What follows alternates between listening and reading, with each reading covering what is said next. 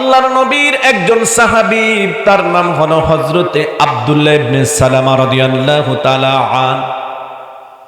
তিনি ছিলেন ইহুদি পরিবারের, সম্ভ্রান্ত পরিবারের একজন লোক। যেমন ছিলেন ধনী, তেমন ছিলেন পাওয়ারফুল বংশীয় লোক। এই আব্দুল্লাহ ইবনে সালামা রাদিয়াল্লাহু তাআলা আন কোরআনের কিছু আয়াতে কারিমা রিসার্চ করে আল্লাহ নবীর আদর্শ দেখে ইসলাম গ্রহণ করবে। ঠিক এখনো পরিস্থিতিতে আব্দুল্লাহ ইবনে সালামা রাদিয়াল্লাহু তাআলা আনহু এই মনোভাব নিয়ে নবীজির কাছে আসলেন।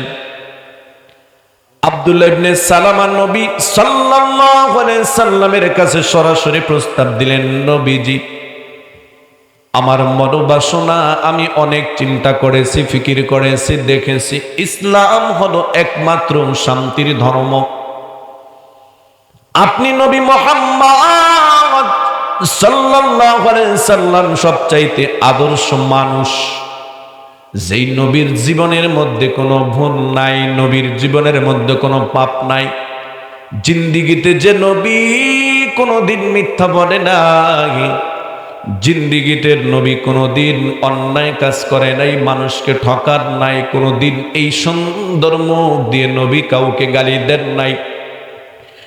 নবীর আদর্শে মুগ্ধ হয়ে আব্দুল্লাহ ইবনে সালামা রাদিয়াল্লাহু তাআলা আন ইসলাম গ্রহণ করবেন। আল্লাহর নবীর সামনে আসলেন।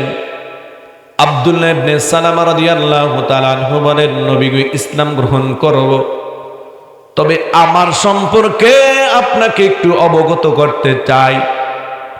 আব্দুল্লাহ ইবনে সালামা তার বংশবলীদের মধ্যে অসংখ্য লোক নিয়ে নবীর কাছে হাজির হলো।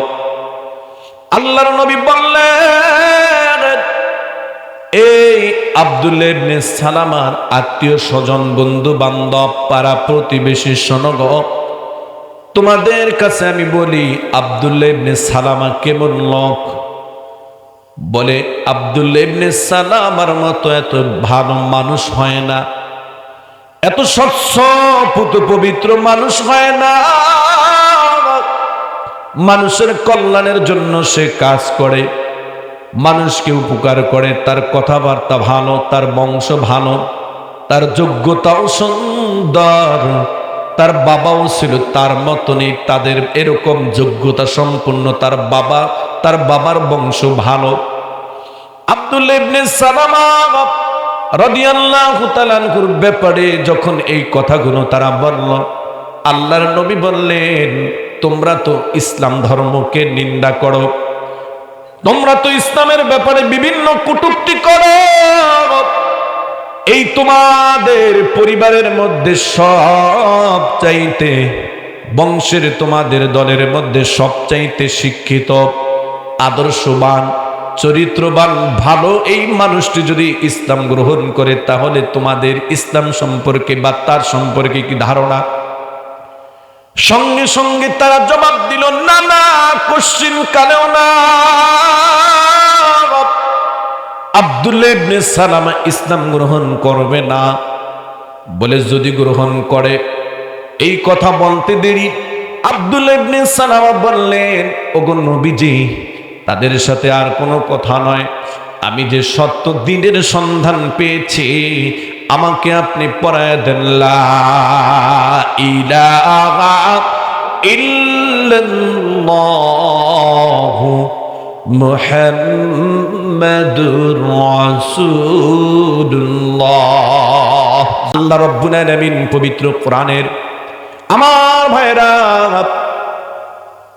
5 নম্বর সূরা, সূরা মায়েদার 90 নম্বর আয়াত আল্লাহ তাআলা বলেন, ইয়া আইয়ুহাল্লাযীনা আমানু إنما الخمر والميسر والأنصاب والأزلام رجس من عمل الشيطان فاجتنبوه لعلكم تفلحون আল্লাহ তাআলা বলেন, হে ঈমানদারগণ, নিশ্চয় মদ পান করা, জুয়া খেলা, ভাগ্য নির্ধারণের জন্য তীর নিক্ষেপ করা, মূর্তি পূজা করা অথবা ভণ্ড পীরের মাজারে কবরে গিয়ে সিজদা করা, নিশ্চয়ই এগুলো হলো আমালিশ শাইতান, এইগুলো হলো শয়তানের আমল।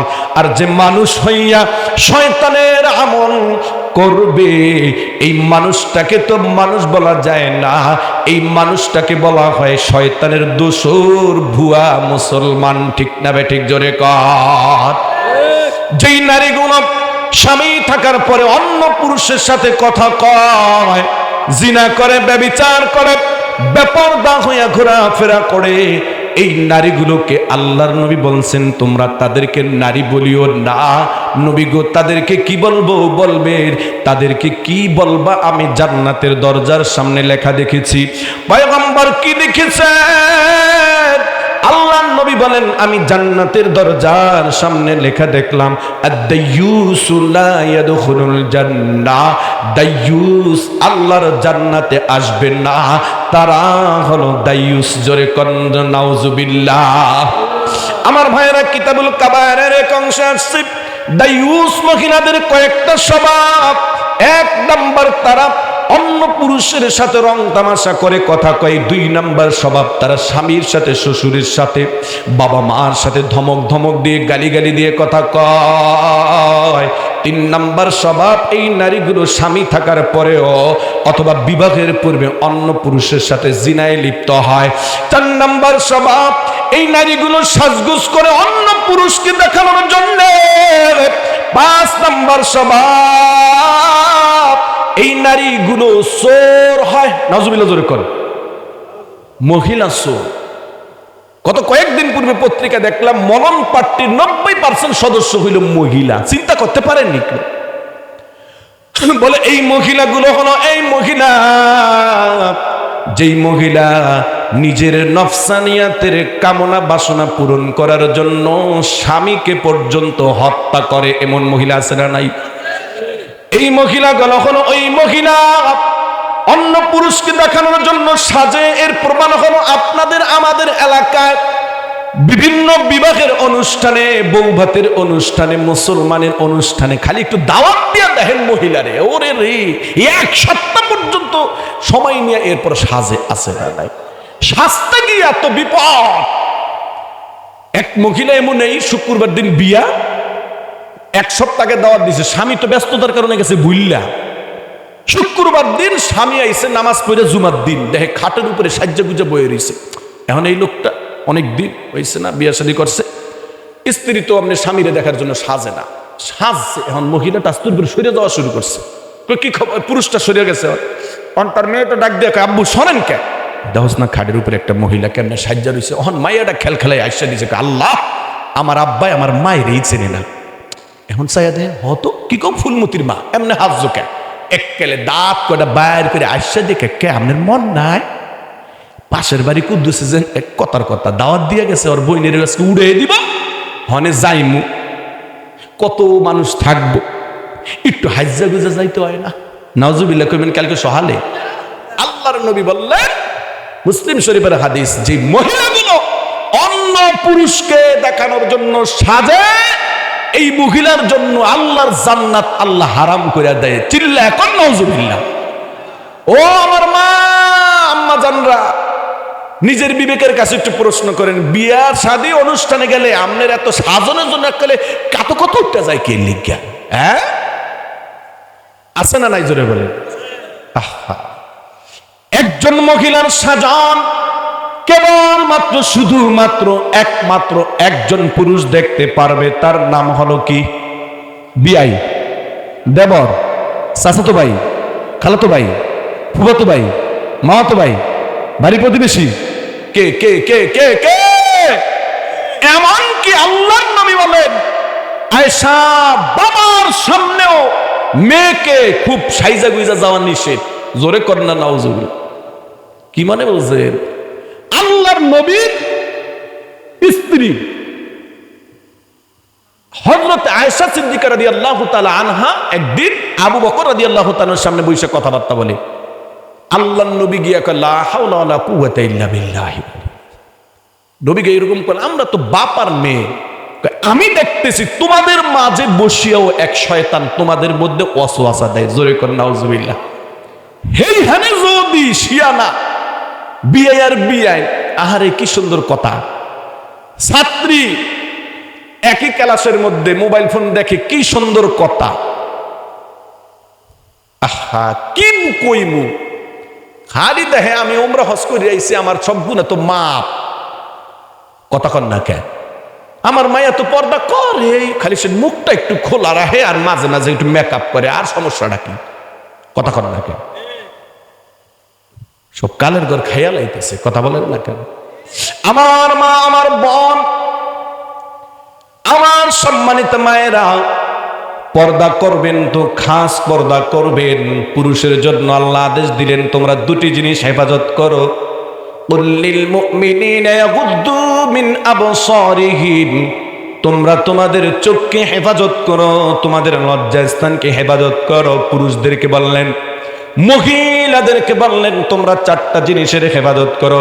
ওয়া কুল্লিল মুমিনাতি ইয়াগুদ্দুনা মিন আবসারিহিন্না ওয়া ইয়াহফাযনা ফুরুজাহুন্না ওয়া লা ইউবদিনা যিনাতাহুন্না।